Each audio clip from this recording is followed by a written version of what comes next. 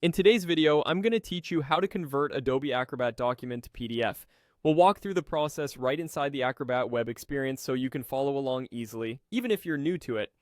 Start by opening your web browser and heading to the Adobe Acrobat homepage. If you're prompted to sign in, go ahead and do that so your files and tools are available.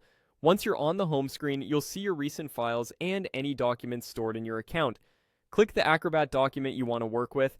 If you don't see your file yet, you can upload it first, but for this walkthrough, we'll open a sample file shown on the page.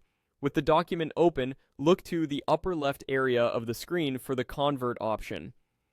This is the hub for changing your document from one format to another. Acrobat uses clear labels, so it's easy to spot. If you don't see Convert right away, make sure the file is fully open in the viewer, and give the page a second to load the toolbar. Next, choose Microsoft Word from the list of available formats. We're selecting Word here to demonstrate how the conversion flow works from start to finish.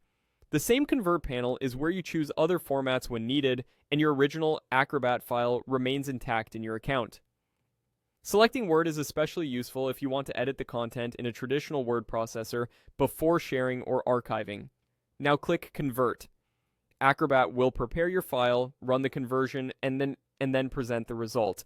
Depending on your setup, the new file may download to your computer or be saved to your Acrobat storage so you can preview and rename it. Keep an eye on any prompts that appear. They'll confirm when the process is complete. If you're working with a large or image-heavy document, give it a few extra moments to finish. A couple of quick tips to make this smoother.